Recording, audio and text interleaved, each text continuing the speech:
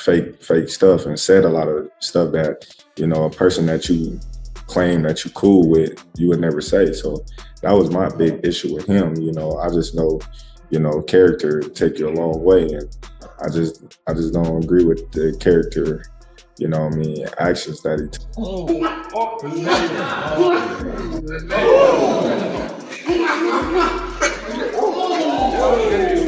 The problem is Terence Crawford now is really only going to want a fight for big money, and there's only certain fights that can generate that kind of money. Terence Crawford explodes at Floyd Mayweather after sparring footage leaks, saying he doesn't appreciate certain actions Floyd has taken. Crawford makes it clear that he expected more respect from someone who claims to be cool with him. He expresses his frustration and disappointment at how private training moments were made public and stresses this kind of move should never have come from a fellow champion.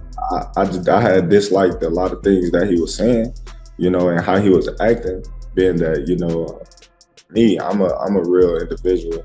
I just felt like, we was all cool at one point in time. And, when the Errol Spence fight was getting mentioned and talked about and, signed, I just felt like he just did a lot of fake stuff and said a lot of stuff that, a person that you claim that you cool with, you would never say. So that was my big issue with him.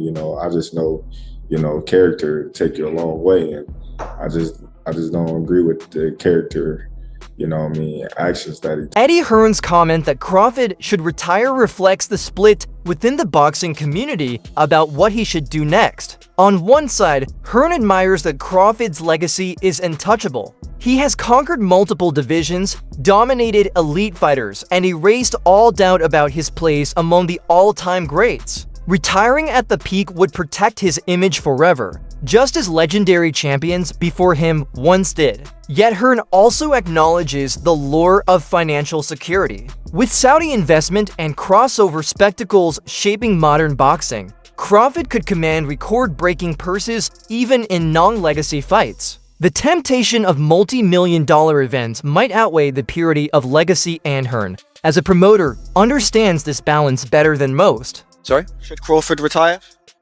Do you know what? Someone said the other day, and it's very true, because I actually said it about Usyk. We've got a real tendency, haven't we, to kind of try and retire people off. Do you know what I mean? Like I said with Usyk, I think now he should retire. And everyone's like, why do you want him to retire? It's like, I just think it's a great way to go out. I actually also think that Crawford could move down and win a world title at 160. And that would make him, what, 6 division champ? 5, 35, 40, 47, 54, 6 division champion. But the problem is Terence Crawford now is really only going to want a fight for big money, and there's only certain fights that can generate that kind of money. So Shakur, he was obviously very close to him, seemed to say so maybe. Floyd Schofield believes Terence Crawford should stop while he's ahead. In his view, Crawford has already done everything that defines greatness. Becoming a pound-for-pound king, capturing championships across divisions, and proving himself against the best of his generation. Schofield isn't questioning Crawford's skill or legacy, only suggesting that fighting further may bring unnecessary risk. He adds that if Crawford does return, it should only be against new lions like Virgil Ortiz or Frank Martin. This reflects the generational shift, where rising contenders want to see if Crawford can still withstand their intensity. Yet Schofield's tone carries respect. He acknowledges Crawford has nothing left to prove and insists walking away now would leave his record flawless. For him, Crawford's legacy is already secured and best preserved at its peak. I feel like Crawford, he could retire if he wants. I feel like if he does get another fight, I would love to see him in there with Virgil or Gerard. I feel like those are both great fights, but those are fights we just got to see. We just got to see those fights before. I feel like those are the only 2 fights I would entertain. Not a rematch? Maybe a rematch with Crawford and Canelo? I feel like it wasn't close enough. Really? If it was close, maybe, but it just was like, it wasn't close. This debate continues to ignite heated discussions among boxing fans. The fantasy of a prime Floyd versus a prime Crawford dominates conversations because both represent complete mastery of their eras. Floyd's defensive genius and unmatched ring IQ made him untouchable, while Crawford's adaptability and finishing instincts have dismantled every challenger. But the reality is clear. Mayweather is past his fighting prime and no longer has the reflexes or stamina he once did. A modern-day clash would be more spectacle than genuine test. That's why people emphasize the different game angle. The dream of their primes colliding will likely remain just that, a dream. So yeah, everybody, so this is a good question that the ring put out. So Terence Crawford versus Floyd Mayweather, a fantasy fight that will never happen. Now, this is a really good question. Who will win between these two? Me personally, if this was old Floyd Mayweather, well, I'm going to say pretty boy Floyd, I'm talking about like the younger version of Floyd Mayweather wins. You're talking probably prime Floyd Mayweather versus prime Terence Crawford. You could see Floyd Mayweather beating Terence Crawford, but you're talking about money Floyd versus Terence Crawford. I see Terence Crawford stopping him in the later rounds due to Floyd Mayweather's passive style and Philly shell. I believe he'll melt. Terence Crawford would just break him, I think. People forget what Manny Pacquiao was able to do on Floyd Mayweather, have success with him certain parts of the fight, and people just need to see, Floyd Mayweather's, I would say, fights, later down in the years.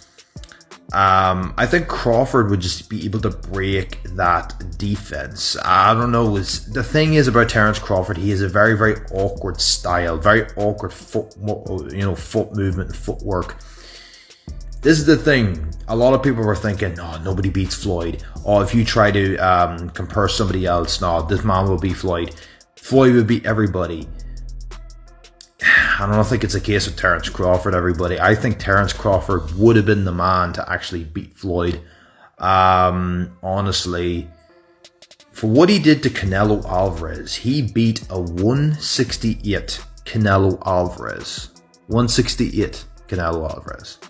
Analysts stress that accolades and statistics, while important, don't fully define greatness in head-to-head matchups. Floyd's 50-0 record and ability to remain undefeated across generations is nearly impossible to duplicate. Crawford, meanwhile, is undisputed in multiple divisions, a milestone Floyd never achieved. The comparison is complicated because different eras can't be measured side by side. Floyd's resume is stacked with global names and record-breaking pay-per-views, while Crawford's legacy is built on decisive, dominant wins. Analysts argue that being more decorated on paper doesn't always mean being the better fighter in the ring. Context, style, and timing matter most. Floyd Mayweather versus Terence Crawford is the topic of this video, and someone posted this: number of world champion fighters beaten, Floyd with 23, Terence with only 11. But my response to this is, being more accomplished does not mean you're better than someone. By example, Canelo has 18 former world champions beaten, Terence has 11. So you could argue that Canelo's more accomplished. Meanwhile, Terence just whooped him over the course of 12 rounds over the weekend. We all saw it. Plus, more accomplished fighters lose to lesser accomplished fighters all the time, so that's a bad argument. Let's talk skill for skill. Terence Crawford has knockout power in both hands. He can switch stances. He's not a stationary target. He has good footwork. He knows how to counterpunch. He knows how to fight on the outside and on the inside. He can make it dirty. He knows how to box and he knows how to fight. There's a difference. Guys like Shakur Stevenson, for example, they know how to box. When it comes to actually getting down and dirty, the jury is still out on one Shakur Stevenson, just by example. Terence Crawford, I think, if you look at the names on Floyd's list here, Manny Pacquiao, Canelo, Marcos Maidana, Cotto, and the list goes on and on, I think Terence Crawford has a shot at beating all those guys. I don't think anybody on that list jumps off the page and goes, oh my God, I think he smokes Terence Crawford. You can't say that about anybody on any of these guys' lists and names here. So yeah, that's my take on this, man. Maybe the only guy is Gennady Golovkin. I could see Gennady Golovkin giving Terence a really hard fight, especially at that weight. But remember, Canelo lost to Gennady. Gennady shouldn't even be on this list. He's only on the list because the judges are in Canelo's back pocket. So, you know, that's a whole nother argument. But yeah, that's my take on this, guys. Skill for skill, Terence Crawford might be one of the best of all time, and that's okay. Like, it's okay to accept that, guys. It's fine. Let me know what you think in the comments below, whether you agree or disagree. It doesn't matter. Just join the discussion, subscribe for more, and leave a like if you enjoyed the time spent. Thank you. You are all appreciated. That's it for today's video. Stay tuned. Until next.